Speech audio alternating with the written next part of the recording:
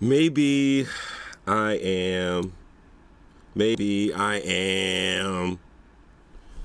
Maybe I am. Oh, let me turn this off. This is crazy. I'm crazy.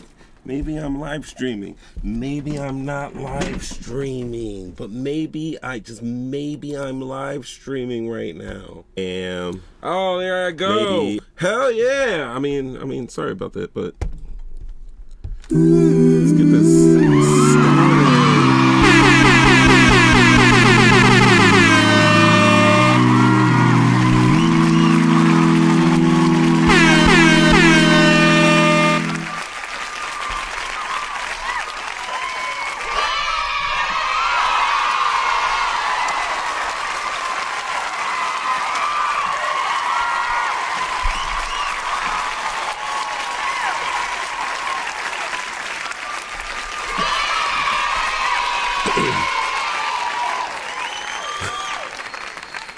Hello, darkness, my old friends.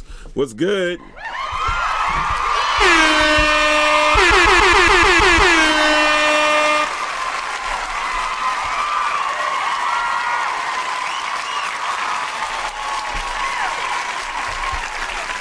Talking shit, getting clicked promo 3 times. What we got going on tonight? Oh man. How's everybody doing this evening? I am so hungry right now. I am so hungry. I wasn't going to say anything, but somebody said something. But I am so hungry right now. Why am I hungry? Because my wife don't cook for me, guys. Right? That's disgusting. Especially when she said she was going to cook for me. And she didn't, so. And the thing is, it wasn't like a normal meal or anything. Like, she said she was gonna make tacos, guys.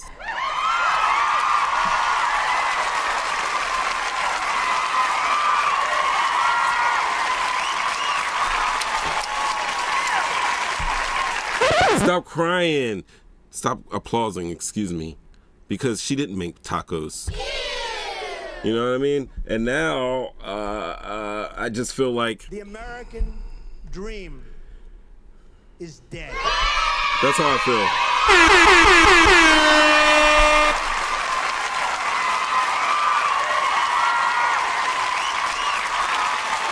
Like as I speak, shut up. As I speak, I feel my pulse weakening. I'm so malnourished and I'm so effing hungry. And guys, I've been trying to be good. I've been trying to get the protein in. And I've been eating the, what's good, y'all? Got the JumpOut Gang up in here. Y'all don't know. Many people know them as the JumpOut boys in their city. Sure do. Gang.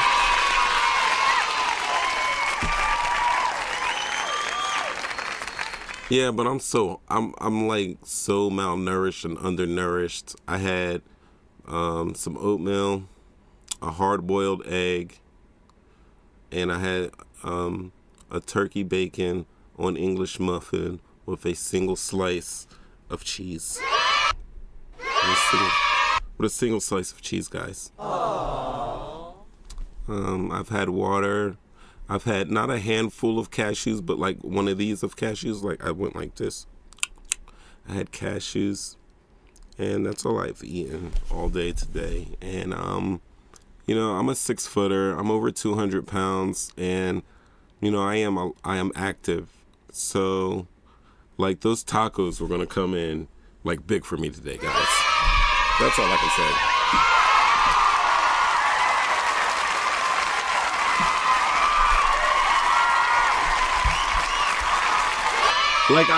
I'm so hungry right now. I can't even think about the task in front of me right now. Like you would think I have some like research up here on my phone or whatever, but I'm not. I'm only researching DoorDash right now as we speak, guys. I can't even concentrate. My hunger pangs are panging so hungrily right now. And like that's something I'm going to have to fix. You know, that's something that is going to be on me to fix. You know, I'm not one of those guys that are like, yo, like, you know, lady get in the kitchen and wrangle me up a meal. You know, you understand what I'm saying? Like, I like being cooked for though, and my wife makes delicious food. But I mean, it's not out of the question for her. Like, one of her favorite phrases in the household is, "Oh, I'm not cooking tonight." You know what I mean? And I know a lot of you guys, ladies out there are like, "Oh yeah, you go girl, you go girl."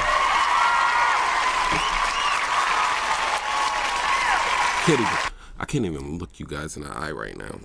I'm so ashamed. Like, I know you guys are like, "You go girl, you don't want to cook, you don't have to cook." But the thing is, it was that like a meal was promised. It was promised.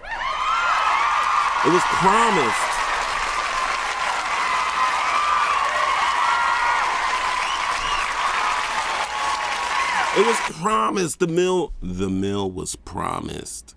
Like, I have no problem getting in there and cutting the onion, you know, or seasoning something. Like, and if I would have known that was the prevailing attitude was gonna be like, F it, I'm tired, I'm just gonna lay down, and like, I'm not gonna worry about Mo 3 times eating because he needs the strength to do Wednesday's wee episodes. Shout outs to wee guys. Wee live Mo 3 times right here. I'm just venting.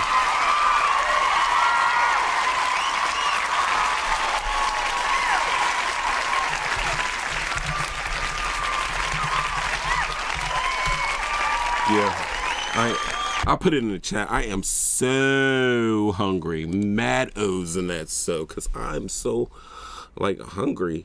And like, it's not fair because it's like 7:30 and I'm trying to get all my eating in by 7. I'm trying to be done eating by 7 p.m. so I can go to sleep and I at least have, like, I don't have to eat until 7 a.m. Maybe 8 or 9 the way I'm going. You know, and now what we have there, once we stop at 7 p.m.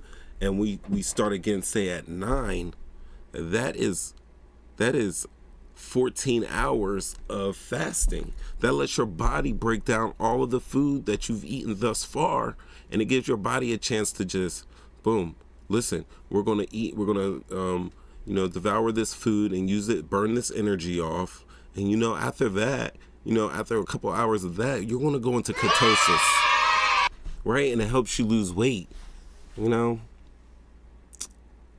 But tonight, it seems like after the show, I probably won't get another meal until like 10 o'clock, which means if I eat at night, it's going to throw off my eating hours, you know? And I have a goal here, and it's not going the way I expected it to go, you know? And the thing is, I seasoned me some steaks already, and chicken wings, and chicken thighs, and I put them in the freezer, seasoned them up and put them in the freezer. So, like, you know, at night, I want something in the morning, I'll take it out at night. I could throw that little steak on the counter. By the time I wake up in the morning, it's still going to be a little cool, but it'll be thawed. I can throw that in the pan. Boom, I got little steak bites early. That's getting the protein in. That with a boiled egg, you know, some protein oatmeal. Now we're getting our protein on. Now we're burning these calories, and we're eating right, you know. And I was supposed to get tacos. I didn't get tacos, so that's what it is. All right, I'm done complaining, guys. It's tired. You know, so. Matter of fact, Love is supposed to be in here. Like, if you're watching, you need to get, like, your setup is right there. We're supposed to do these Wednesdays, but you want to go to sleep, especially on the day that we're going to talk about this AFCON, guys. I need to stop with the sound effects. We're going to talk about AFCON because it's been going across my screen today, and it was just like an international type of disrespect that went on.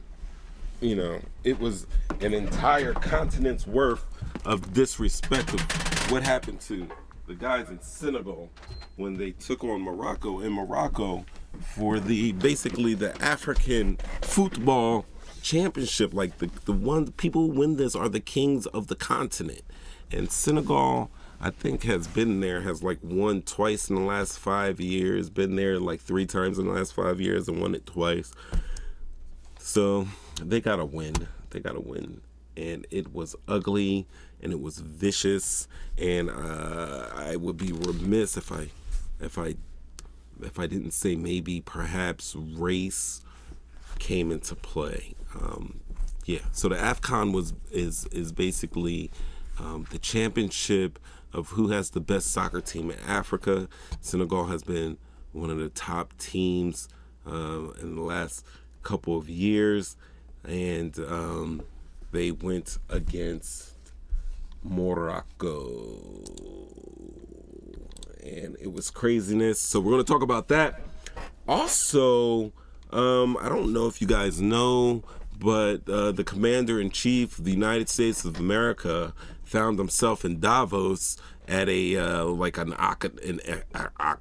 an economic event, and he got up there and he did his whole spiel, and he basically took his show on the road for all of the world to see. And guys, if you're watching this talking shit getting clicks, right? If you're watching this we live, you know the outcome of it. Disastrous and trashy representation. I have been on these internets all day, and I've been going to different groups and seeing what different countries have been saying. The Canadians, the Denmarkians, if that's what you want to call it, the Greenlanders and everything like that, have not had anything positive to say about America. And a lot of the world is basically saying, hey, we're viewing all Americans as just one single solitary group.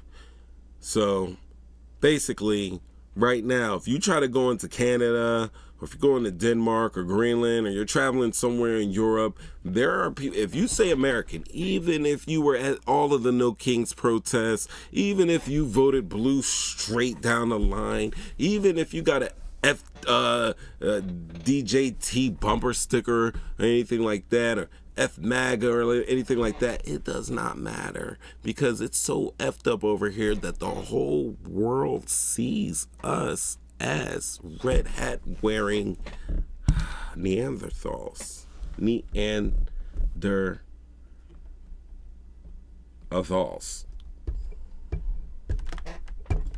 Hit the button. You stupid. There you go.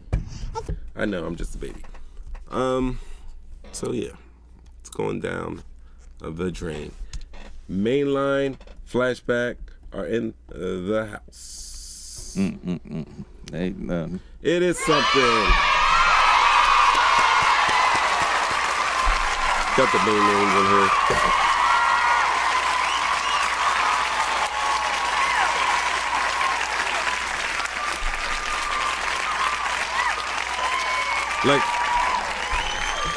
Like honestly, I don't fault love for wanting to take a little siesta and everything like that, cause I am tired. I am tuckered out over all of this craziness. Like, I want to do a good news show tonight. I don't even want to do any of this. I don't want to talk about AFCON or how Morocco was just a trashy host of this event, not just for Senegal but other countries that they played them in this tournament. The way that FIFA responded, and it's tragic. It is insanely tragic, and it makes me lose faith in humanity just a little bit more each and every day, because you would think that this was a game of goodwills and people coming together to celebrate sport and being unified under Africa, just to see who's taking home the bragging rights. But you know what? It gets messed up. It turned political, and it was something amazing, something boring, then amazing, and then just what are the words? I need to do word search. Like, just so disheartening to watch. More than disheartening, it's angering to watch these things. And then I don't know. You see our president go to Davos and speak in front of other world leaders, where they're reporting that he's going up to world leaders and going in their face and literally calling them dumb and making like comedic type of voiceovers and funny voices when speaking to these people. He's acting like an absolute clown over there. And then what's more frustrating is that like people bury their heads in the sand, or the people that are just dug in and they will not admit that, hey, I made a mistake voting for this guy, and as a result, my life has not gotten any better whatsoever. I am monologuing right now. That's crazy. Yeah, but don't let me monologue alone. Do me a favor.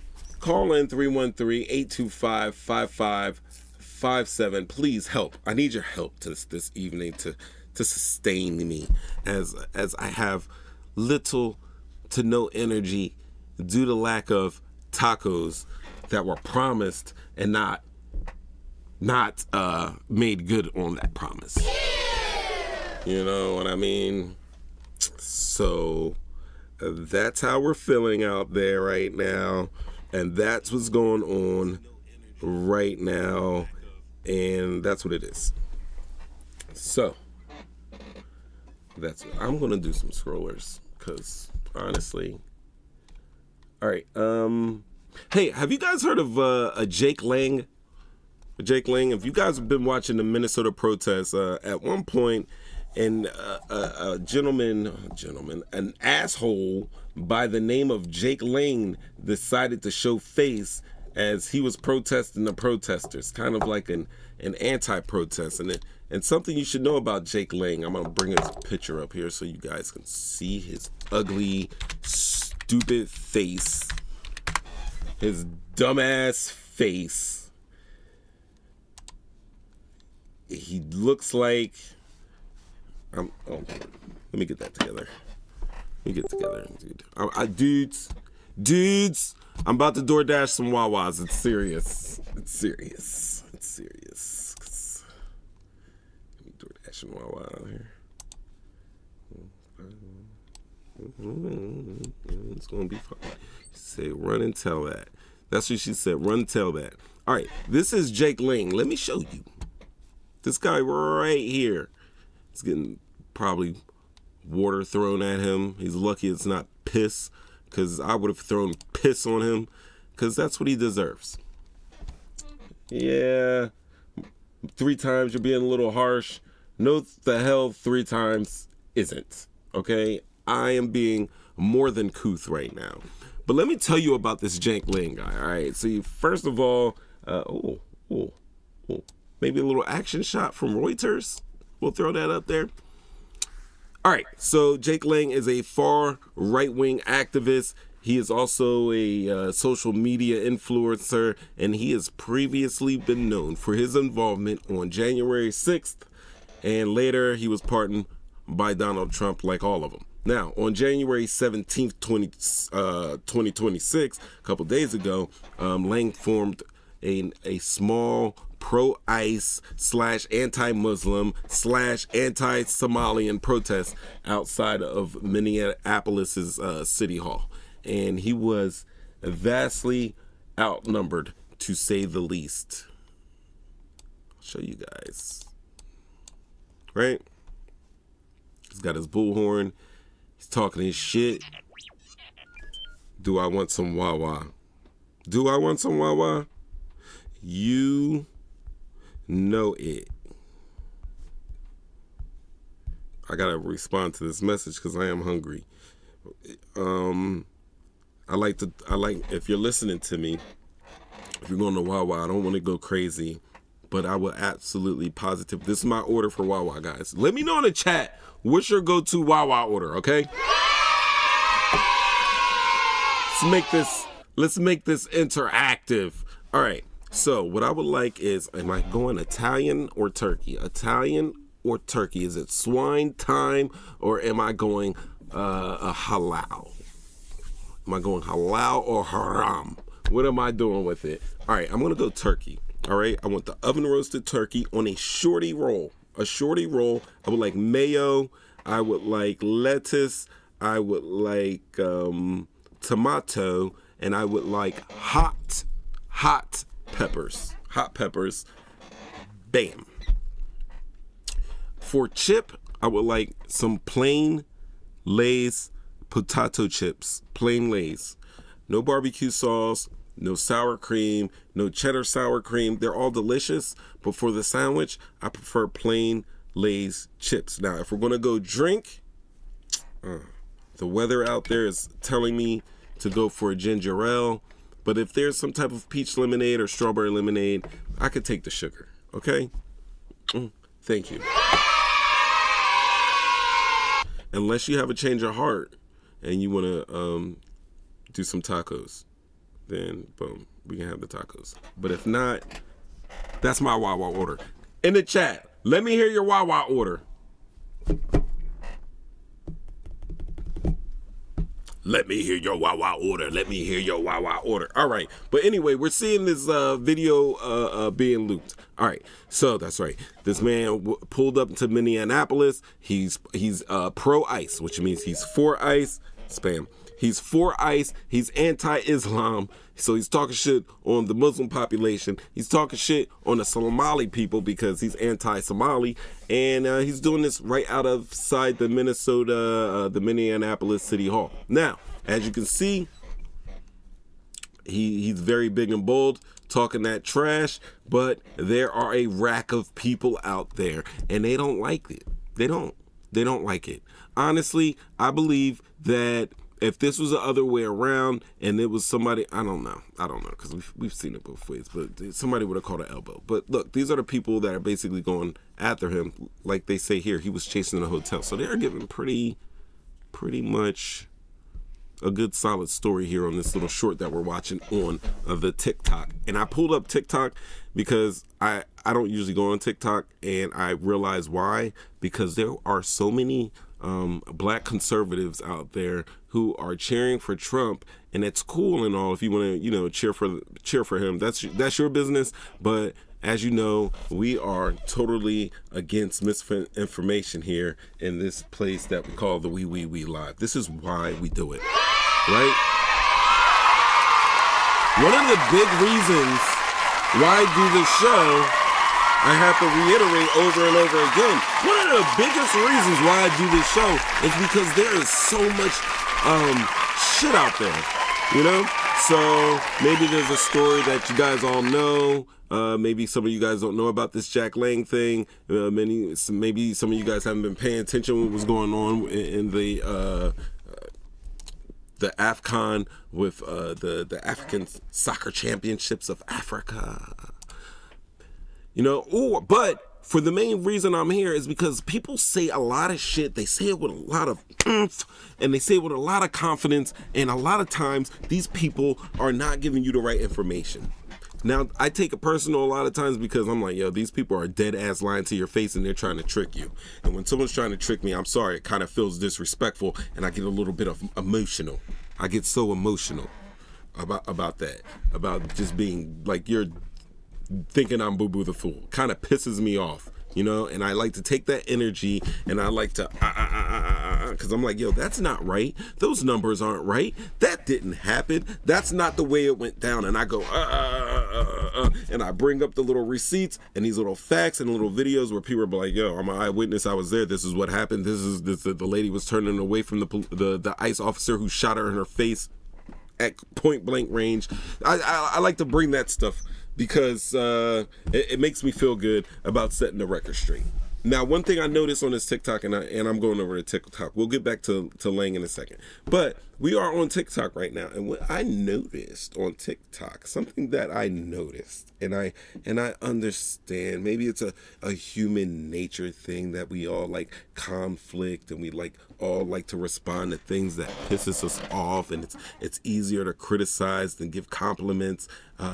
But what I noticed is that if somebody was on here saying just the dumbest shit, Trump is the best for doing this, and it's nothing. He's not even doing anything, or he's doing something crazy, and they're giving them congratulations with that. Yo, you will automatically see a K next to those hearts or those comments, egging them on. Like, yeah, that's right. Keep on going. Now, if somebody is doing what I do, somebody is fact checking, somebody's being, I guess we're being Debbie Downers to the party because we're not letting people live in those fake ass facades and fantasies that these people are pushing to them. But when I break down a number or say, hey, if they said this, then why did they do this? Or if you believe that and they're like that, and then why did you feel like you were liking this for this or whatever, blah, blah, blah. I'm blah, blah, blah, you guys right now. But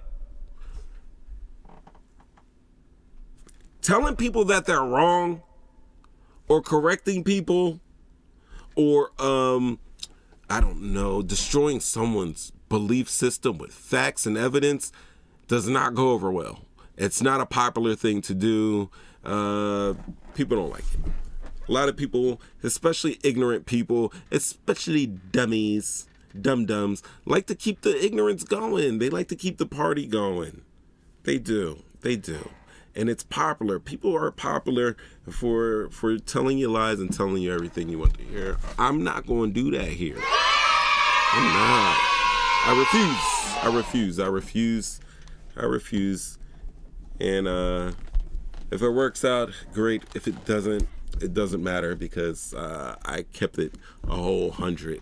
But what I noticed on TikTok is there's a lot of people, and I don't believe that all of these people are wholeheartedly doing it. I think it's just something that is gets them paid, gives them a little something to do, and gives them and you know those likes and comments. They it's a good feeling to get those likes and comments. And when people are saying, "Oh, good job," blah blah, like it feels good, even if you know that you're being insincere about what you're posting. You just know that a lot of idiots will back you up, or a lot of hateful people will back you up because, oh man, hate is a powerful effing thing. Wawa, are you doing this to me? I can't reach Wawa and in my location, so Wawa, are you doing this to me? I'm sorry. Oh, Kato goes with a veggie sub with a Wawa diet green tea. Disgusting. Where's the meat? I'm just playing, Kato. That does sound good. I'm going to try a veggie sub. I've tried a veggie sub from Quiznos one time. They threw a little sauce on that thing. I don't know. It had a little chipotle-ness in it, and it was delicious. It was delicious. Green tea on its own. Green tea to me feels diet-y already without adding the diet to it. But it sounds like a pretty damn solid order out there. Mainline, I don't know. You're out in your neck of the woods. There might be one out there. Nope, there's none. But the company has announced plans to expand into the state that you are in. They also plan to open up locations in California, Oregon, and Arizona in the next few years. And I've known this, I've seen them in Pennsylvania, obviously, Jersey, Delaware. I've seen them in Maryland. I've seen them in Virginia. I heard of them being in Florida, but I did not know that there is a Wawa in Alabama. I also like to add that I came up in the golden age of Wawa, where you would, go grab your roll and hand it to the person for them to make your sandwich when it didn't have a gas station attached to it, and it didn't have so many Wawa brands. I mean, Wawa would make their little fruit punch. They would have their little drinks, like a Wawa drink, and then they started doing milk and ice cream, and then they started Wawaing it up. But yeah, Wawa's still good, but it is not as good as it was in yesteryear. Getting back to Frank Lang. I don't know. Let's hit see what's going on here. Like, I didn't ask for this. See, this is why I don't like playing this stuff. You always got to put a little soundtrack to it. You got to put music there, because if you put music there, it's kind of popular. People are like, oh, I like that tune, whatever. All right, so protesters clash with Lang. Now, this is what happened. A man came to his rescue. Oh man. I'm going to save that one for later. But a man came to his rescue.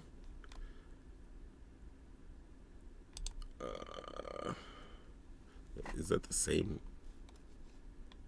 A man came to his rescue. Let me pull it up. I'm going to pull it up.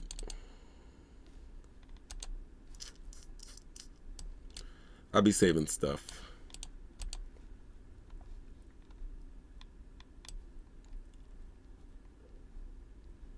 Where is he? Where is he? Where is he? Oh, here we go. Play. All right, this man was seen with Jake Lang. As you can see here in this bottom, I'm throwing a cursor around it if you're following me. Actually, let me close this. Let me close this. Let's keep this open. All right, see this man down here? He was keeping himself between Jake Lang and the crowd, basically protecting the crowd from getting at Jake Lang and potentially hurting him severely. This is what he had to say about it. If y'all Christians, that's how Yahweh walk. If y'all Africans and y'all roots, Yahweh walk and just showing love regardless of what somebody did to you. When they crucified him on the cross, he still forgave everybody for their sins, and they done killed him. So it's like we can't treat hate with hate. Love overcome hate any day. When one motherfucker starts showing love, everybody show love. But if one person hate, everybody hate. It's a domino effect, just like a domino. I don't have to lie, but I move off love and unity, and that's how Jesus walked. Maybe that's a conversation we can have. We're gonna walk like Jesus now, guys. But you heard the man. He said he wanted love begets love. And I love those sentiments. I love, because I love love, and I love love. But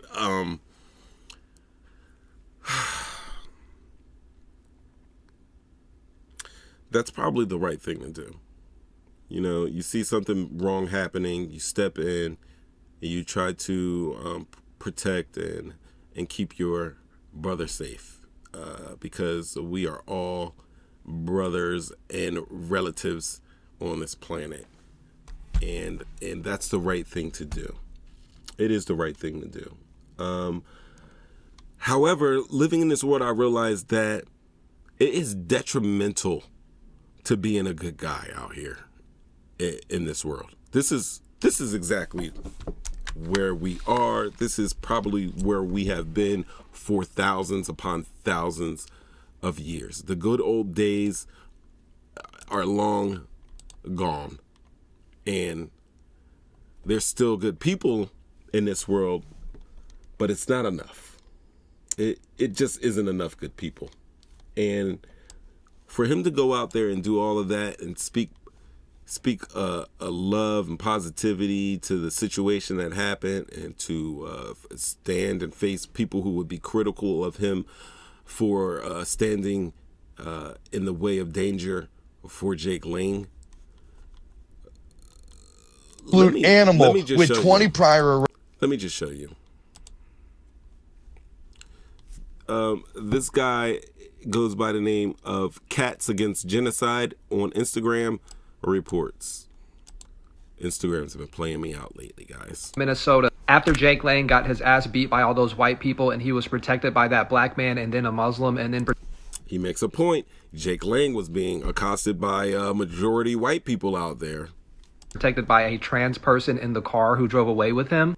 The trans person actually did a video giving their side of what happened. I think I might have had it on. I think it might be on Reddit. I'll show you. But anyway, yeah. So what the Yahweh walks like Jesus guy protected him. From there, he made it to I think a hotel. At which point, in the hotel, some transsexuals, people who identify as trans, right? Gotta say it right. People who identify as trans helped him get away like they put him in a car and got him out of harm's way. And the trans person did an interview and was like, listen, I seen a guy like getting harassed and beat up. I didn't know who he was. If I knew who he was, there's no way in hell I would have allowed him in my car. I'm paraphrasing right now, but let's hear what the rest of what Cats Against Genocide has to say. Is doubling down on his hate. Watch this full video and come back to the end so I can give my commentary. I think it's very encouraging that it was almost. That's the voice of Alex Jones. You guys might know Alex Jones as the guy who had he was sued for saying that the school shooting in Sandy Hook was fake, and they sued the shit out of him and basically took all of his money. But he's still out there podding. Let's check it out. No black folks at these things, and the few black folks there were protecting you. I mean, let's give them a hand here. I think they've really woken up on average.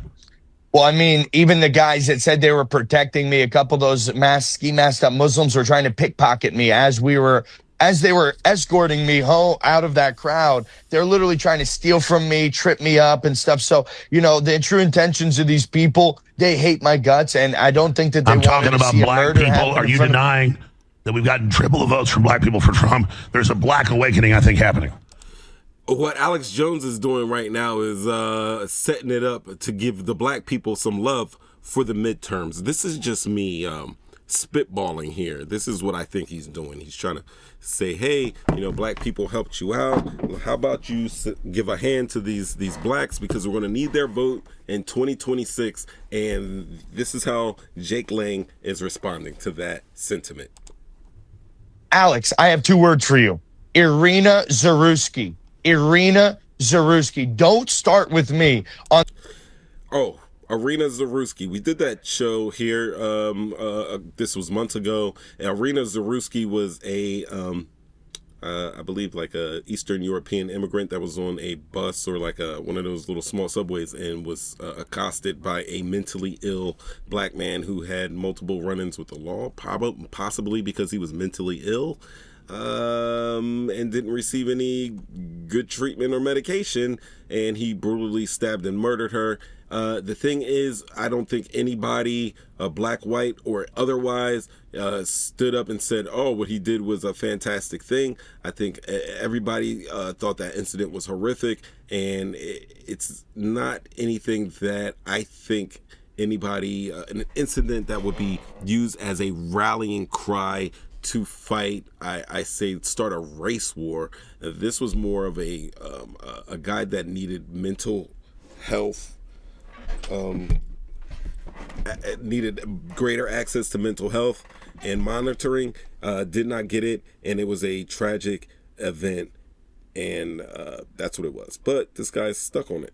On this type of like wishy-washy, we've got to coddle to these people that are murdering us 41-1. Alex, don't start with me with that, because you will get this internal fire in me that thinks about that video of Irina Zaruski, some dread-headed, absolute animal with 20 prior arrests that was let out because he was black by one of these woke judges to commit another crime and murdered Irina Zaruski. Jake, I think you're missing where I'm going here. I think you're not going to catch me virtue signaling. Oh, I'm not trying to. No.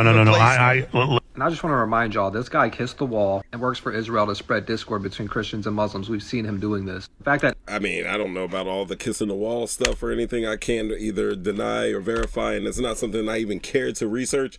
I just know an asshole when I see one. I mean, that's what I do know. Let's chosen sing.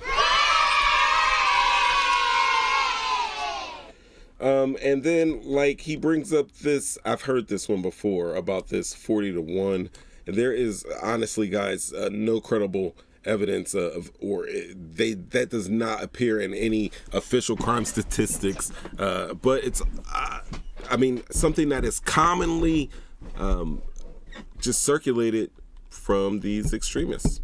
It's crazy. But if we want to do the breakdown, check it out. I got it here.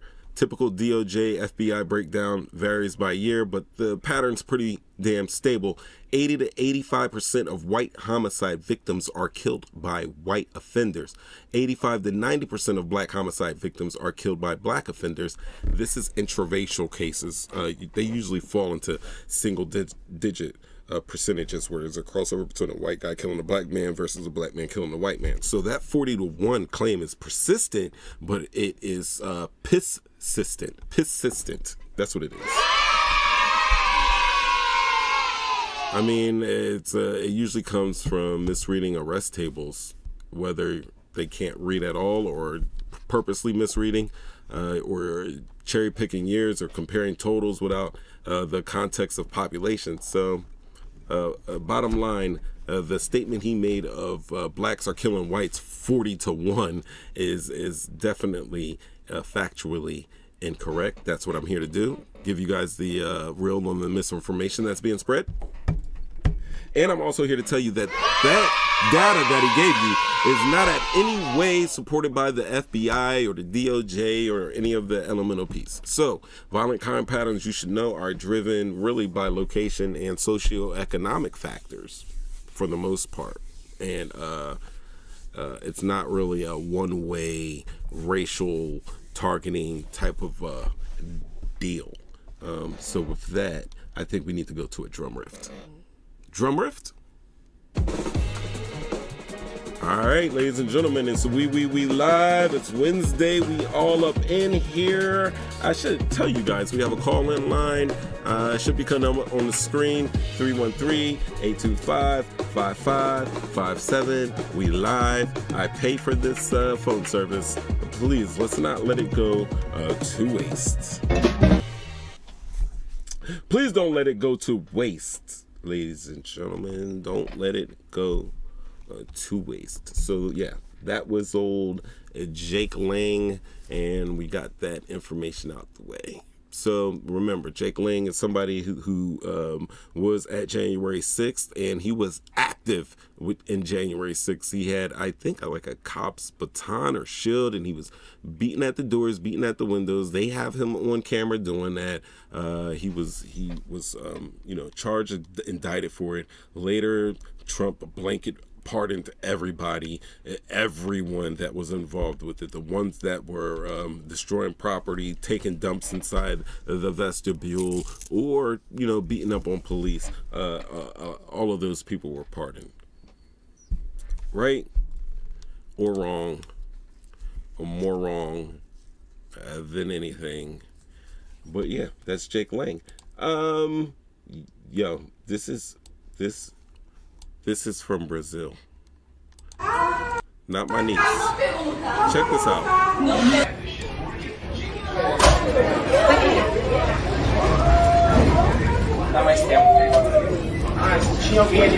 That's right, December 15th. That replica of the Statue of Liberty fell and toppled over in Brazil. And people are like, that's AI, but that's a real ass vidya that happened in Guaiba, Brazil. And it is basically the Statue of Liberty falling down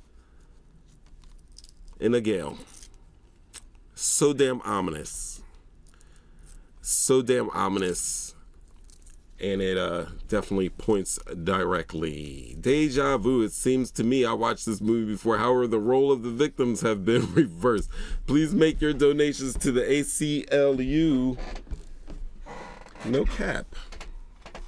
No cap at all.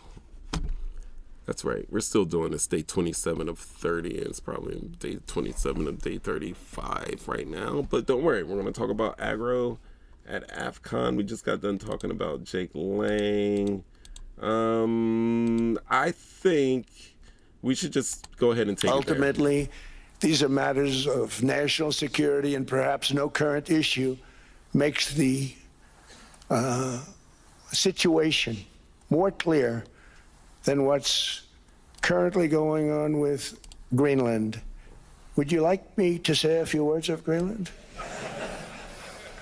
I was going to leave it out of the speech, but I think I would have been reviewed very negatively. That's your president being a damn chud. Because he's a damn chud. This is your president being sleepy like Joe. You know, I can definitely say right now that I wholeheartedly believe that our president is using the soft toilet seat. He is. He's using the soft toilet seat. Oh! He is. No. Yeah. He's using the soft padded toilet seat.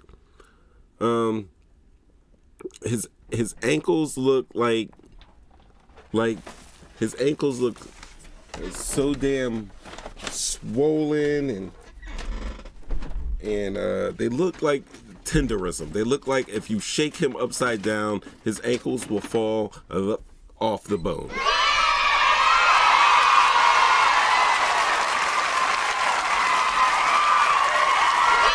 By the way, we are looking at that man's. This is the ear that got sniped. It healed up beautiful. I have the best healing powers beautifully. I am like a young Logan. That's his voice. I'm doing his voice. But he healed perfectly. But his hands are stay bruised. I don't get it. I don't understand it. And his tie is probably down to his kneecap. And this is what we got. So this is what we got. All right, what is he saying here? Protection, and they won't give it. We've never asked for anything else, and we could have kept that piece of land, and we didn't. So they have a choice. You can say yes, and we will be very appreciative, or you can say no, and we will remember. So we want a piece of ice for world protection. He wants a piece of ice, he wants a piece of Iceland, which he's getting mixed up with Greenland, because that's when you do, when you are an old, mentally ill,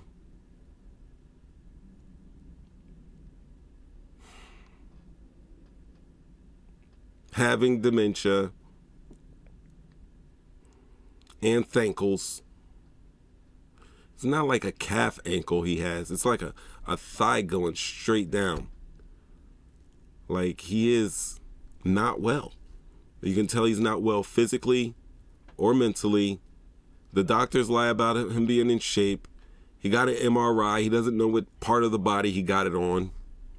And this is what we're dealing with. We are dealing with just a habitual liar. And the entire world is looking at us like, yo, the only way that America can get back in the good graces of the world is by getting this guy out of office. Mikey Sherrill. That's a good question. I don't know, because I know she just started today, but I do know the first thing that Mikey Sherrill did is she froze all utility bills.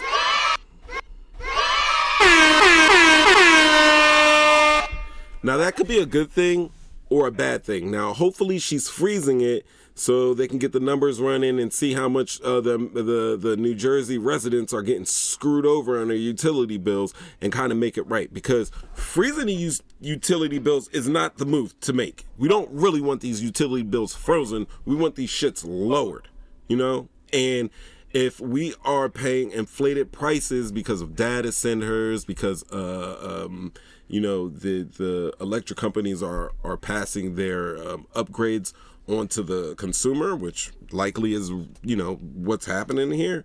If this is what's happening, then we are being stung for our money.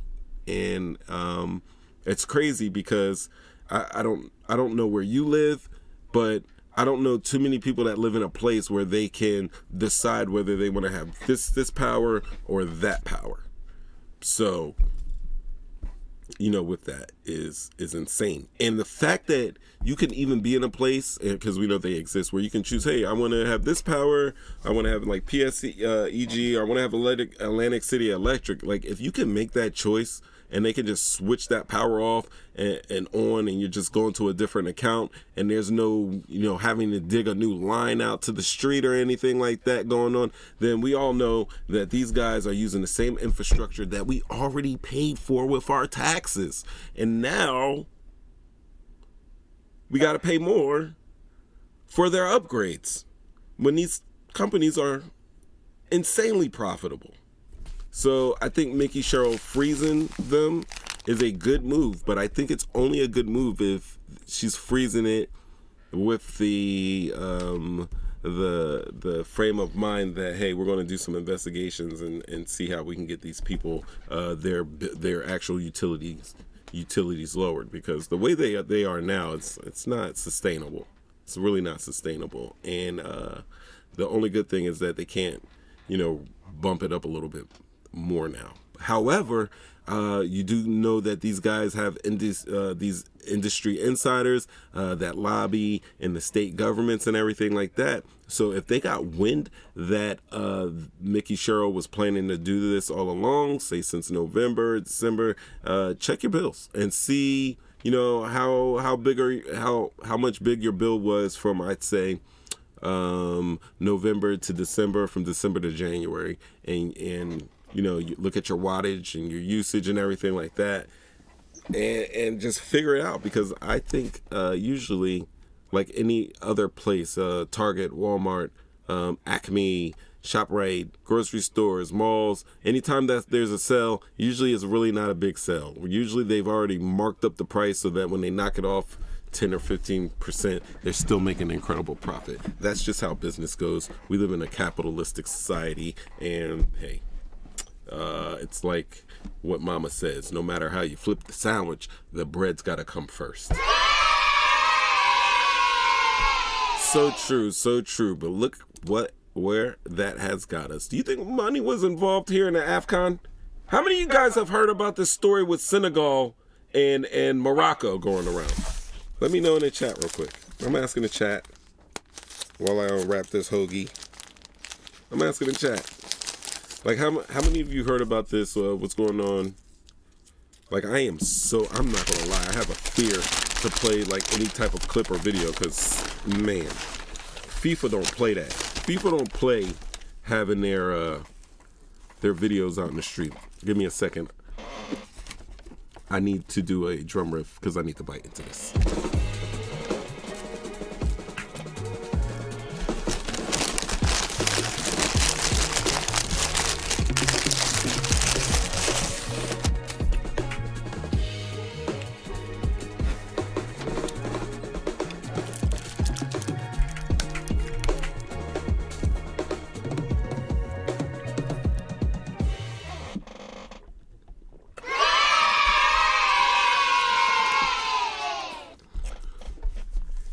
Oh man, what a delicious bite. What a damn delicious bite.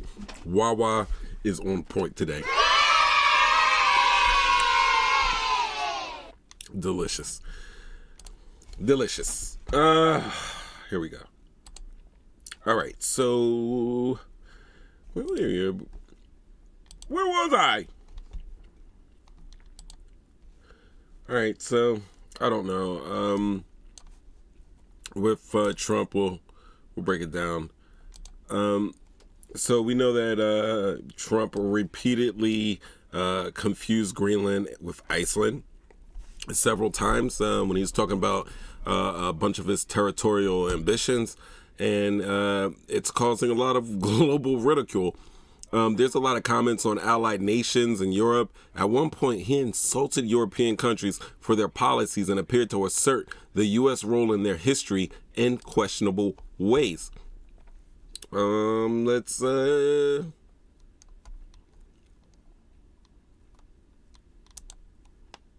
then after the war, which we won it big. Without us, right now you'd all be speaking German and a little Japanese, perhaps. And then after the war... That's crazy. Like, and this is what history does not teach us fully about World War II. It teaches it from the American marketing perspective. Sold a lot of war bonds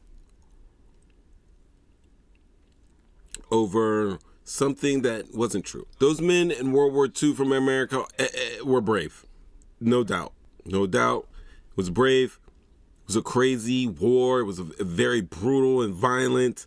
It took place over like over a span of 4 years for the United States that was in the war, but they never talk about how many casualties Russia suffered compared to us and the sacrifices that Russia, because if you look at it from that perspective, you will see how World War II was really won, and it wasn't really America being the tip of the spear over there. That's as far as I'm going to go about that, because, you know, a lot of people lost their lives, but when we look at it like America was like the leader and we're the reason why these people aren't speaking different languages, that's not totally true. Like Russia had a great deal in us being victorious in World War II. And the thing is, right after the war ended, we basically start up the Cold War. And who's our main competitor in the Cold War? Russia. Try to figure that out for me.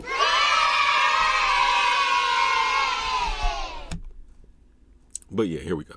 War, He said which we won.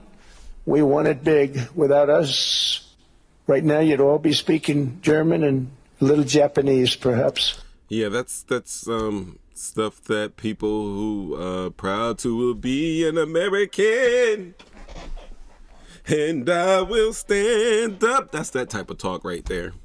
I mean, it's really simple.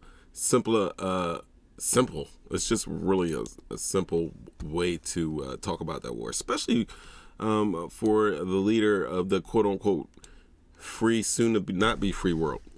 All right. He insisted that the U.S. should have immediate negotiations. He claimed territorial rights. He claimed the same territorial rights that Saddam Hussein used when attempting to capture Kuwait. He used the same territorial type of language that Putin used to give way and reason for his invasion of Ukraine. That's basically he was doing it. It may be lost on Americans, you know what I mean? But I do not believe any of that talk was lost on any of the European countries that were at Davos today. So he claimed the territorial rights. Then he pivoted because he knew he was getting dirty looks, and he said that he wouldn't use force when trying to take over Greenland, which was described as a climb back. And then he had like a tone-deaf windmill, and he went on a couple of unrelated tangents. A lot of the local coverage and post-speech clips, especially the ones that you can find on Reddit, show that he veers off topic and off into topics unrelated to like anybody's interest at Davos. So, yeah, just there's mad clips of him just being stupid. Let's open this link. Let's see what we got here. Probably choose one and you're gonna hear it craziness.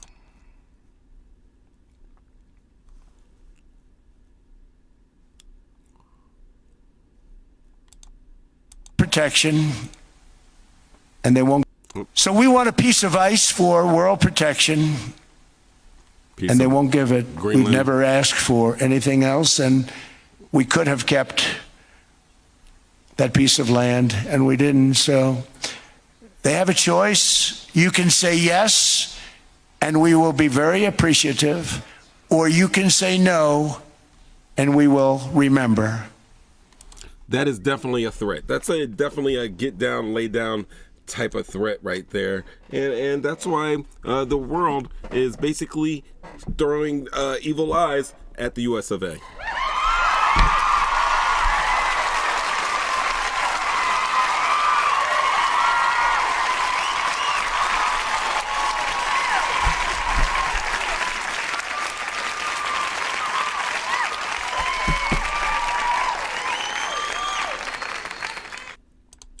So that's what we got there.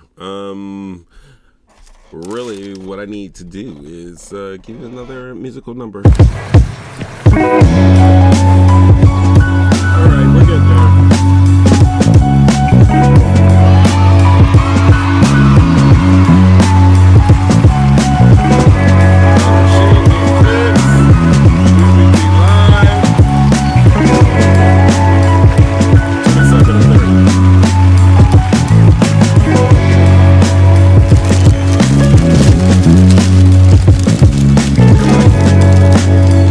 I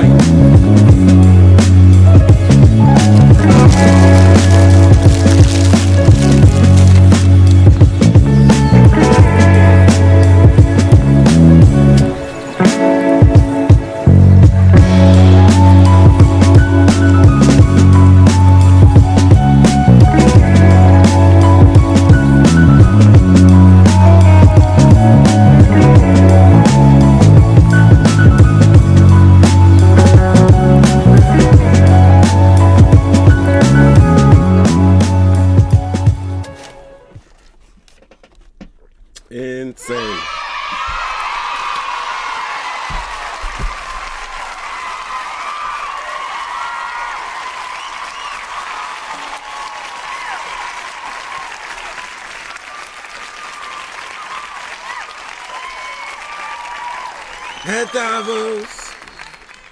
There we go. You know what?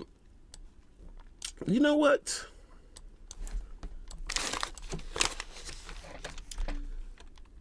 Let's talk about it. Ladies and gentlemen, I don't know if you guys know, but shout outs to the boys in Senegal.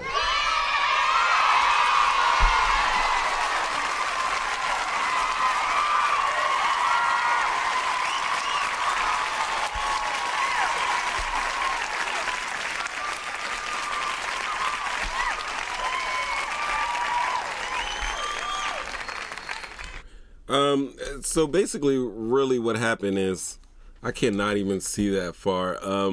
Senegal won the Africa Cup of Nations, ladies and gentlemen. Yep. And that part is not in dispute. We're not disputing that they won, but what is in dispute is how this story of Senegal should be told. Yeah.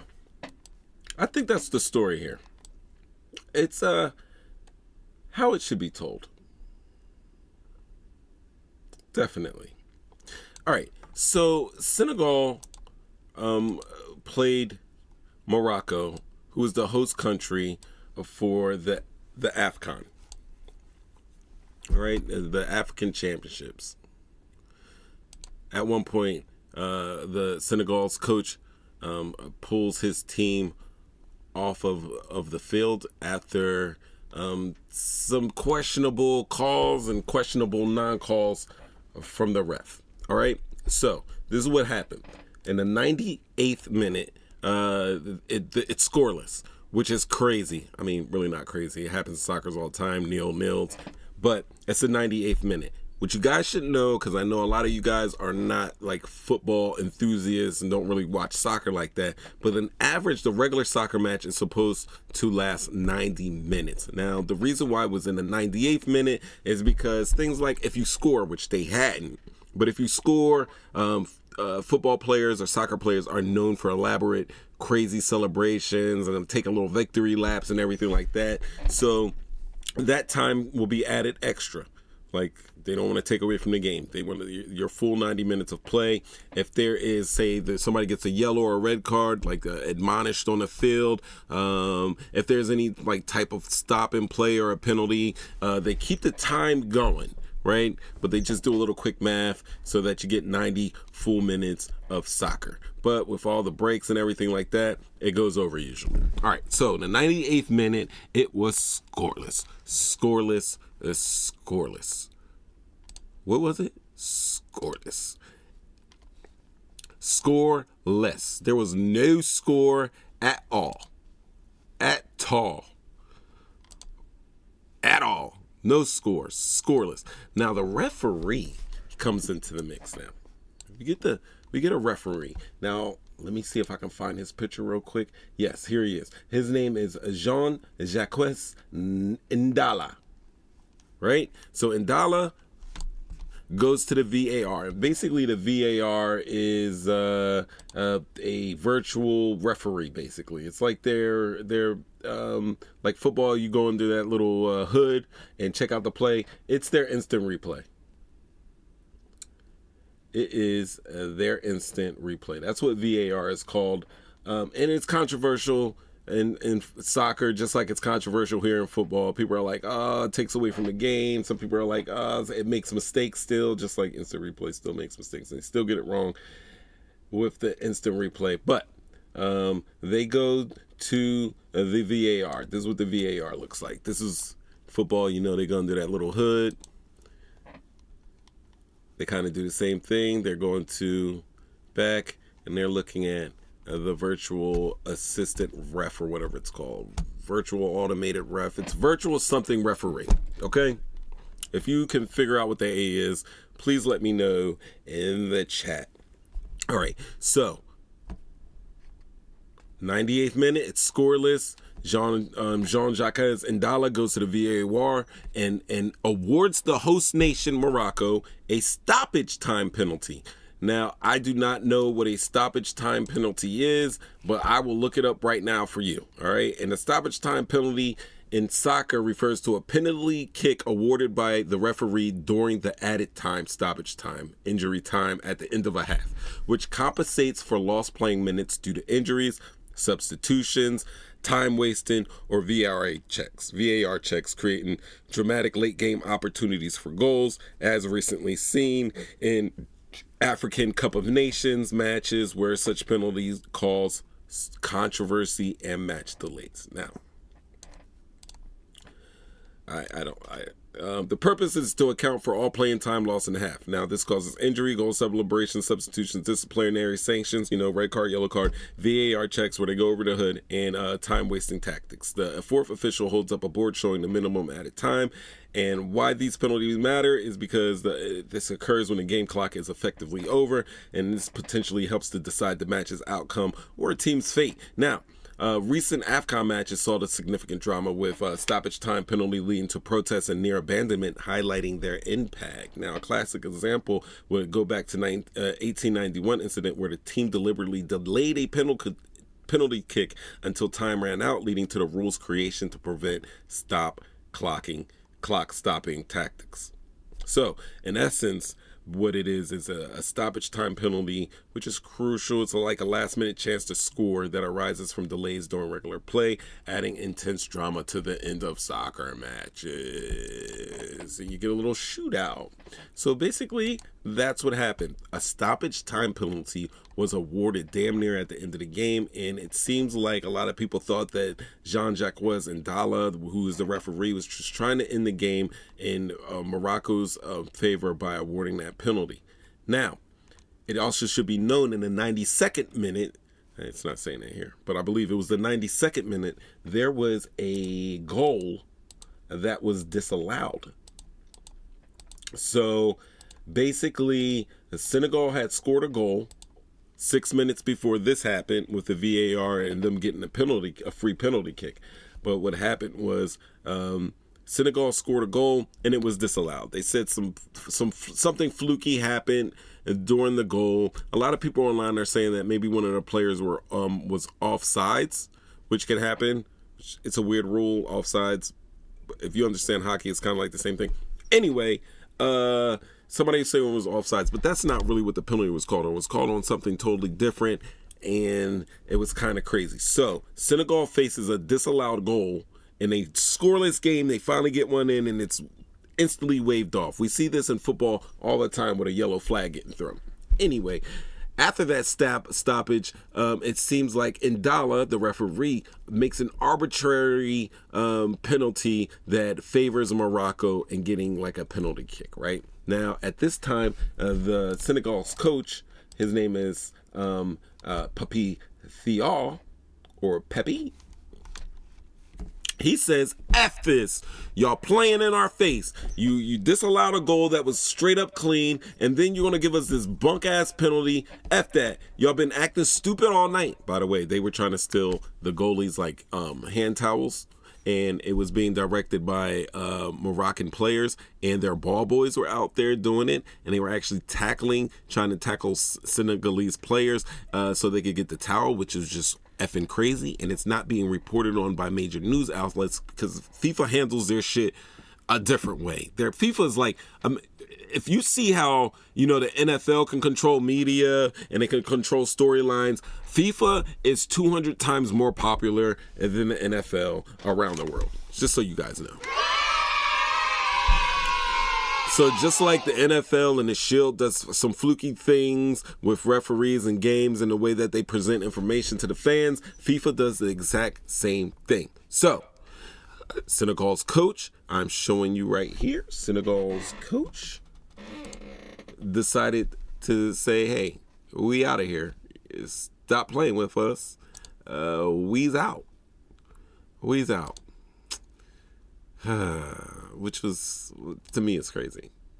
Which is really extremely crazy. But that's right.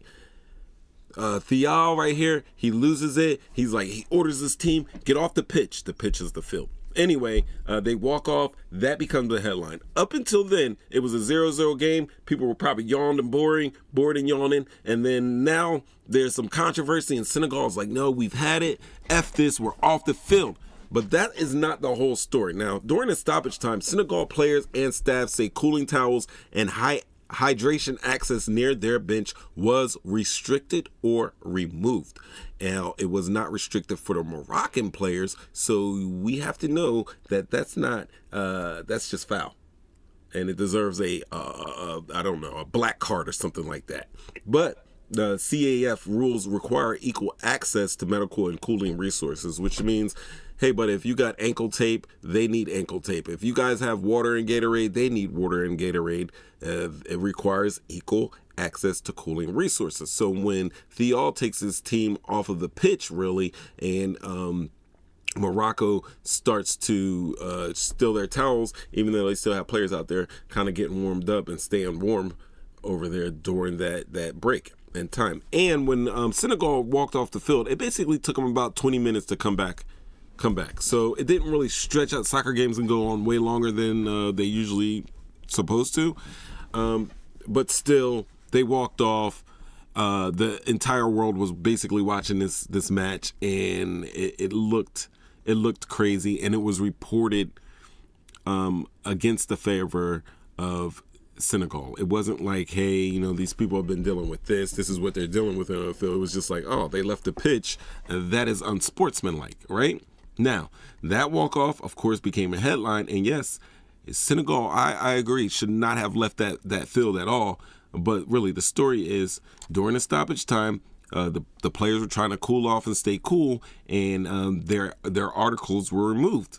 Now, because it's classified as just logistics, they ignore that story in major outlets, but I don't know. I know I got a video somewhere. Here, let me show you. Because FIFA's the shield, they don't have to let out all of their ugly acts. Oh man, is this the one? I thought this was the video. If it's a link, I'm not clicking that link. Here we go. Oh, they're not. Oh, I was about to say they're not trying to show this. So let me show you.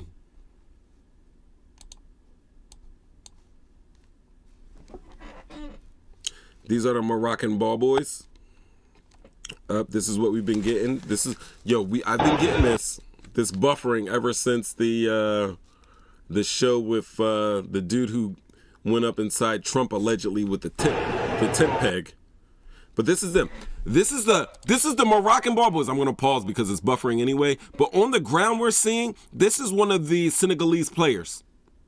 Right? This ball boy is, first of all, he's got his hands on him, which is insane. I'm sorry, but I got the attitude like, this isn't play or a jokey joke. This is serious. Those I don't know if they're over 18 or whatever, but they would have gone. I would have smacked the shit out of all of them. That's how I would have did it. I don't know. Let me know in the chat if you would have been smack attacking. Call in 313-825-5557. Look.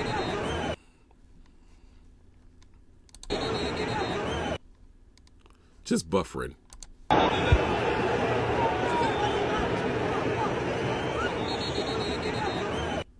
Look, they're just trying to warm up and they're fighting over a towel.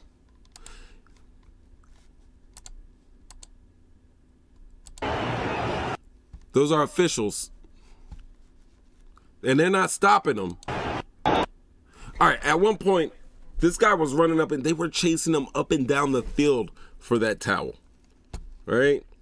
And not only that, there was some other things that happened. The fans, Senegalese fans, were targeted and thrown out of the stadium by security. Some who went out during this because it was the match had stopped, the play had stopped for over 15 minutes. They went out for a little break or intermission. They weren't allowed back in. There was a lot of roughhousing between security and those Senegalese fans. These are the type of things that are not being reported. basically they're focusing on Senegal deciding to leave the pitch. That is the whole messiness of the situation to the mainstream media, is Senegal leaving the pitch. Not why Senegal left the pitch, not the treatment of their team by the host country. Like, that's not even being talked about in mainstream media. This is just how it's being reported, that Senegal is a rule breaker and they lacked any type of good sportsmanship. All right. So it's scandal. Now, on the stands, like I said before, a lot of the Senegal supporters reported being pushed out of sections. They said that they were blocked from re-entry or delayed by security during the stoppage. And the official explanation was crowd control. All right. So CAF's statement avoids blaming the host security entirely. And there's no type of language that would insinuate that there's going to be any type of investigation, which ultimately leads me to believe that there's going to be no accountability for this nonsense. There we go. Now, why is all this happening? And I'm going to tell you what. First of all, the reason why this is happening is because Senegal walked off. Once they walked off, the narrative was locked in. Now, one of their players decided not to walk off, which is pretty cool. He stayed. They came back eventually and won the match. But the CAF does not publicly accuse hosts during finals. And since Morocco is a host, they're keeping it pretty cool for them right now. Now, there is basically a lot of narrative gravity. I mean, the walk-off reframed everything else as a reaction, not basically a provocation, which it probably should have been treated as. And then 3, we got to talk about the power of sources. We have media that relied on referee reports, the same referee that decided to go to VAR arbitrarily and decided against going to VAR when a goal was disallowed. I mean, you're going to go for some rinky-dink reason in the 98th minute, but back in the 96 minutes earlier, there was a goal that was disallowed, and you decided that it didn't deserve a second look, right? So I think a lot of Senegal's side is just coming through from interviews, from on-field video that we're seeing right here, because if this wasn't videoed and shared with us, we would have never known that this was happening anyway from any type of the mainstream media people that were at that event. Excuse me. All right, so that's how Senegal is getting her side through. It shows that imbalance. So back to the field. This is what happened. You had Sadio Mane. Here he is. Here's Sadio. Here is Sadio. And basically what Sadio does is he says, look, he stays out there on the pitch. He tells his teammates, come on, let's get back out here and win this. He's wearing the 10, so I'm going to say he's probably like a good captain on the team, and they do, right? And then you get this guy his name is Brahim Diaz, right? Brahim Diaz takes the penalty. Now, the beautiful thing he does is he does what is called a paninka. It's spelled Panenka. It's after I believe, hold on. Let me see if I can remember this. There was a Czech player named Paninka, and I believe in 1976, the Czech Republic might have won the World Cup on a penalty shot, and it was called the Paninka because the guy who made the shot was Paninka. Now, usually when they line up for those penalty shots, you've seen it. They try to bend it like Beckham, try to get a little thing going over here. They try to hit those corners, get the goalie diving or whatever. What Paninka did, what he did in 76 was he rushed up to the goalkeeper and he made like a little chip shot straight down the middle, like a little knuckleball, if you will, a little blooper, nothing fast. He didn't try to shoot a laser into the goal or anything. He ain't try any of that messy stuff. And I mean messy as in M-E-S-S-I, not M-E-S-S-Y, but he did a little, like a flicked it over him, right? And they won. Let me see if I can find that for you. They get stupid. FIFA gets stupid with the footage. 76 goal. That's what I want to putting 76 goal. Up here it is. Comes right up because it was so much so that they named this style kick after him. Now watch. That's all it is. It's like a bunt. He's bunting the ball. Yep. The goalie thought he was going right, but he went straight, high to low and slow. Did a little head fake and got him with that goal. So I post all that. I put all that up to show you that that's what Diaz did, and a lot of people are roasting the F out of him on the internet. Now, another guy comes out. Let me see if I can find him in all of my stuff. If not, I can just throw his name. His name is, the goalie's name is Mendy. Edouard Mendy. And Mendy basically saved the kick from, let me see if we can show the video. They're probably going to show the penalty kick. All right, here we go. Yep, this looks like it. He's focused. Mind you, this happened in 76. This is like, when I was looking at it, Panenka did it in 76. This is 2026, which means 50 years later, this guy is thinking his story right now. He's thinking history right now, if you ask me. He's thinking, I'm going to hit him with a Panenka real quick and just make him look stupid. And he didn't fall for it. Caught it, and that's it. Now, so that's basically what happened with Diaz. Okay, Mendy saves it. Now you get extra time. Now in extra time, my guy Pepe Gueye,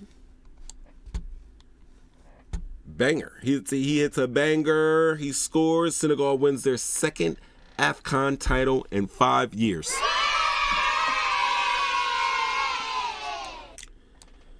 Right?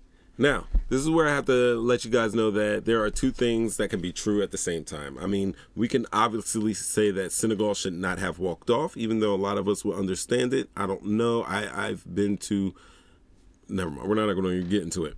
But we can say that it was wrong for them to walk off, which I believe it is, because I think even when in the face of injustice and stuff, you just keep your head high, just stand up and you know, still make them beat you. Now, and Senegal, we can understand that Senegal most likely did not receive equal treatment as the away side in a host nation final, right? And then we would have to understand that one of these things threatens institutional authority, right? So only one dominates the coverage. So Senegal walking off is something that threatened the institution of FIFA. And as a result, that is the reason why it gained all of the coverage. And that's not just about like emotions, you know, it's about governments. So Senegal in the end got to lift that trophy, as you can see. But there's still a lot of questions about that final. You know, so we're going to figure all that out and figure out how that's going to go, but that's what it is.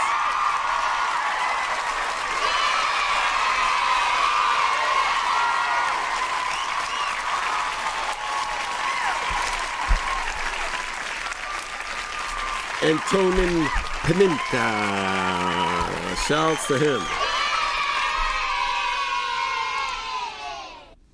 Like when he did that, though, when Diaz did that in the game, they were like, oh man, there were so many smacked foreheads. Now, to be honest with you guys, I gotta give you full transparency. I did not watch this match, but I've watched enough highlights and footage of the match to let you know that all the information I'm giving you is very, very real and very true. I tried to watch it, but it's hard to get the full match without having, you know, those channels or anything like that, and I don't. Ramid, you got Messi on your wall. He's a beast, right? My favorite soccer player of all time would be Rolandinho. You know, with the gums and a ponytail. He was a monster.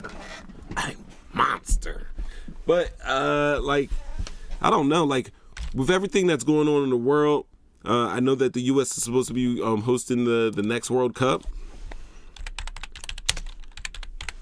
Or was it supposed to be Qatar? So in June, from June to July, this is what we got. And yeah, it's going to be in North America. So it's going to be Canada, Mexico, United States. And a lot of people are deciding that they do not want to come to any of the matches that are going to be held in the United States. There's been a lot of people that have been giving up their tickets and canceling their reservations in America, because there's a lot of people coming from all around the world. And right now, it's not a welcoming place to be in America if you're from anywhere else but local. Because there are some assholes out there that they love pulling on your car door and they love breaking car windows.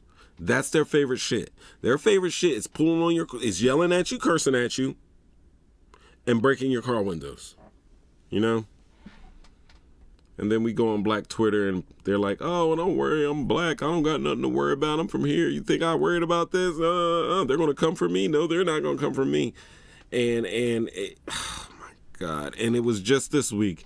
Well, he said it before, but it was just this week that, again, your president said that he wants to go after the homegrowns. Right? The homegrowns.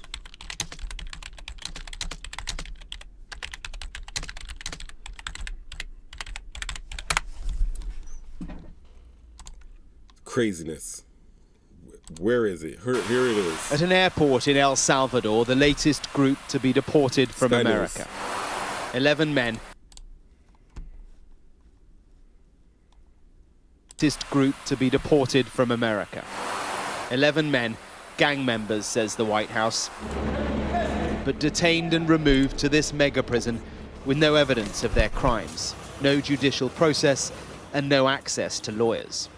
They join hundreds already lifted from America and sent to El Salvador's notorious terrorism confinement center, one of the largest jails in the world. At a White House in step with this policy, a guard of honor for the president of El Salvador, the first Latin American leader to visit President Trump. Nayib Bukele styles himself as the coolest dictator in the world. Donald Trump likes him because there is a symbiosis to this relationship. I want to thank you for the great job you're doing. I appreciate it so much. Thank you. Bukele has an 80% approval rating in El Salvador. He's turned a soaring crime rate on its head, the world's most dangerous country to the Western Hemisphere's safest. Sometimes they say that we imprisoned thousands. I like to say that we actually liberated millions. So, you know, like... It's very good. Who gave him that line? Do you think I can use that? Yes. They said that we're imprisoning thousands, but we liberated millions, which means basically, you know, not all those people in Seacoast are innocent, obviously. But there's a lot of people that came from America that do not deserve to be in that place. And that place has been likened to a concentration camp. It's one of those places that once you go in there, you do not leave out of there alive. And there's a lot of people that were just on their way to effing AutoZone or Denny's, or to go pick up their kids, or to go pick up a takeout order from a store, or grocery shopping, that were kidnapped up off the street, slapped in handcuffs, black bags placed over their heads, and they were flown to this place that they've never even been to. No trial. No talking to a lawyer, none of that. Straight to this place. And they're never coming home.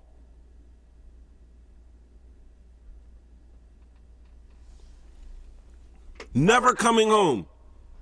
And I'm playing the Sky News thing right here, and I'm going to get to the point right now, because first of all, I got the hoagie waiting on me. I got a feeling that I'm preaching to a lot of people in here that are part of the choir. You know what I mean? But this MF says that we're going after the homegrowns next. We know that Trump is trying to get rid of birthright citizenship.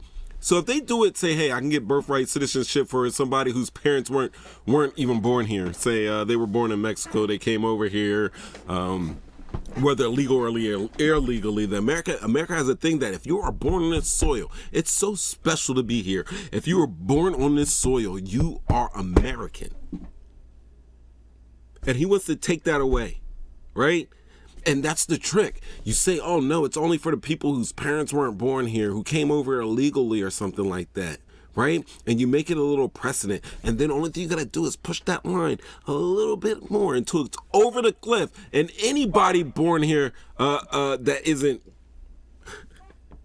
because they're going to change the definition of a Native American. Oh, by the way, they are taking literally people who have been identified as the United States of American government as Native Americans, even though we know history, $10 Indians, $5 Indians, fake Indians, and all that stuff.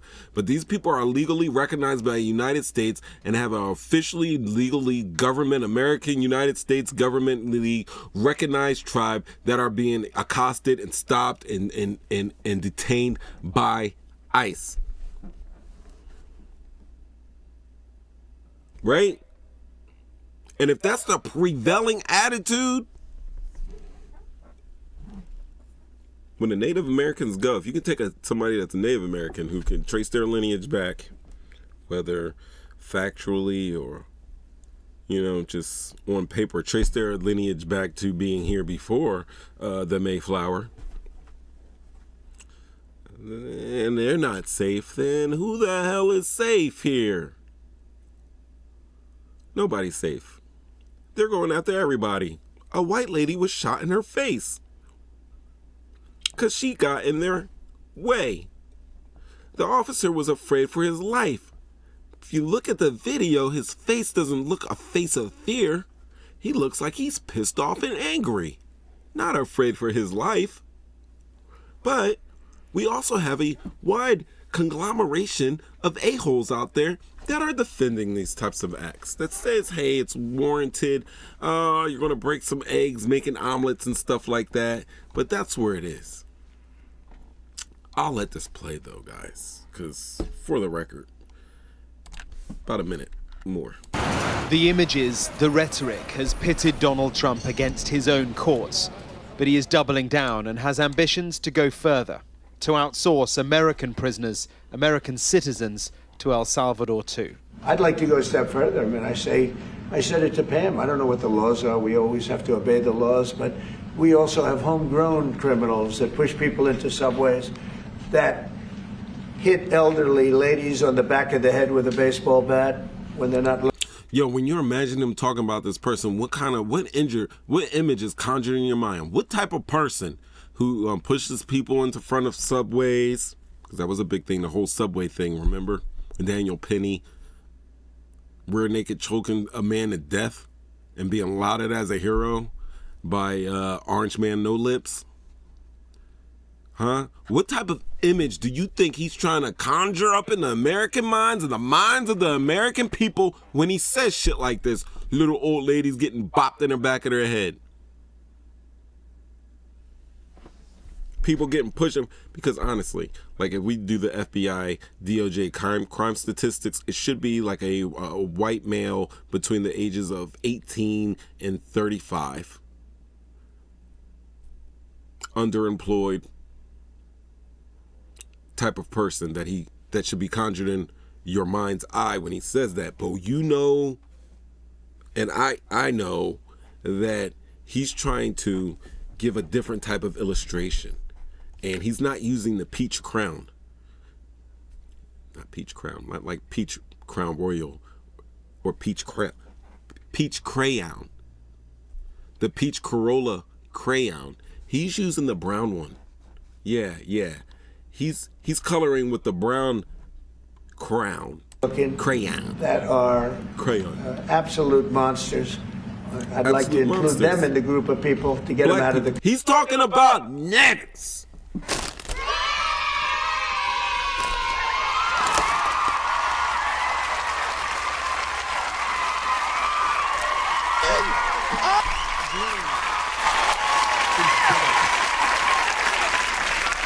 That's what he's doing right here. Got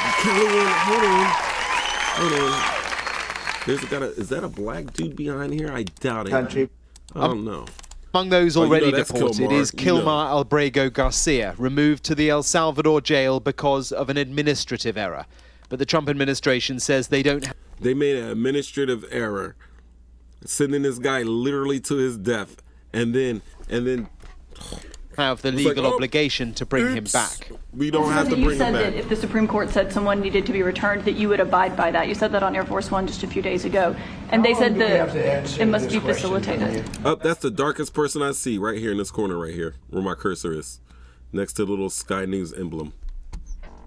Why don't you just say, isn't it wonderful that we're keeping criminals out of our country? On immigration, President Trump can point to material successes since he took office. His hard line and his partnership with El Salvador has pushed crossings on the southern border for the year so far to their lowest level in decades. A meeting of minds then, two men who admire each other's methods, who share controversial tactics, who relish in causing a stir. There is advantage for both leaders in this relationship. El Salvador is getting paid for this outsourcing. President Trump gets results on immigration. But at what cost for the principles of due process in America?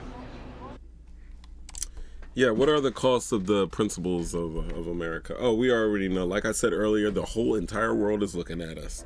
They're looking at us and they're looking at each other. It don't matter if you were front and center at those No Kings protests. It doesn't matter if you voted for Kamala twice. It doesn't matter if you're on a show called Talking Shit and Getting Clicks and it's a Wednesday and you're doing a little bit of that we live because there's no we without you. It doesn't matter. They're looking at all of us like we are monsters, like we are charlatans, like we are criminals. And maybe we deserve it. Maybe we deserve to be looked at. Maybe I'm not doing enough. Maybe you're not doing enough. We got to figure this out. All right. That's all I got to say. Love, real shit. No one's safe. No one is safe. No one's safe. There you go. And it's not just a here thing. We see that this attitude is being absorbed around the world. Around the world. Africa, El Salvador, Washington, D.C., Minnesota, L.A., Washington State, Oregon, New Jersey. Oh, you know what? One of my friends posted something that happened in my old hometown of Vineland, New Jersey, where it looks like an ICE officer.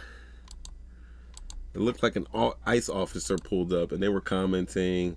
It looked like it was like a Nissan vehicle, and somebody was commenting saying, "This is fake. People are faking videos about ICE coming up here," which could have very well be true. It seemed pretty real to me. This person was upset, and they were in a location that I am extremely familiar with, that I used to live right down the street from. However, people in the comments were like, "Oh no, it's not ICE. Oh, they're making up fake videos." ICE, they said ICE does not drive Nissans, because there was a Nissan or a Toyota or something like that. And I'm going to fact check you guys. ICE drives every fucking thing. They don't just drive Fords, Chevys, and stuff like that. They drive anything. They got rented cars. They got rented cars from, I don't know. I'll find out the people who has the contract with ICE to rent cars soon, because I don't want to go out and say it's Enterprise or Hertz or something like that, and it's not, because, you know, as a consumer, if I know that Hertz is renting vehicles to ICE, I'm not going to want to go over there and rent cars from them, because I don't want to even be a part of any of that nonsense. So I do not know the actual company that's renting cars to ICE, but we do know that ICE is using rented cars. We know that. Fucking dumb. And it's not just American-made cars. They're using Nissans and Toyotas and Hondas and all that other shit too. So don't be fooled. Whether the video is fake or not, we don't need extra misinformation tacked onto it, because we know that ICE is coming to a neighborhood near you. And when they get there, it's going to be up to you to either accept it or not let it be accepted. And if you decide not to be for it to be accepted, then you're going to have to get a hand. And then that hand's going to have to get a hand. And we're going to have to do it pyramid scheme style, where if you want to get in a group, you got to bring 3 other members, and it's going to make us as strong as possible. That's just a off the top idea. I don't know. I'll still be thinking about it. I hope you guys do as well. But other than that, I gotta leave you here. I'll see you next time for show 20 or 30, because damn it, we're getting there. I am on 3 times. This is Talking Shit with the Clips. This is awesome. We live. Wednesday night. There's no wee. That's it. Alright, guys. Don't forget to like, share, subscribe, tell a friend, and tell a friend. And our show is ending. Aggro at AFCON. Check it out. Synagogue, congratulations, but don't leave the pitch. Don't leave the pitch ever again. Don't leave the field in the face of injustice, in the face of racism, in the face of unfairness. Just stay there, keep your heads high, and go for the goal. Because no matter what you do, haters gonna hate.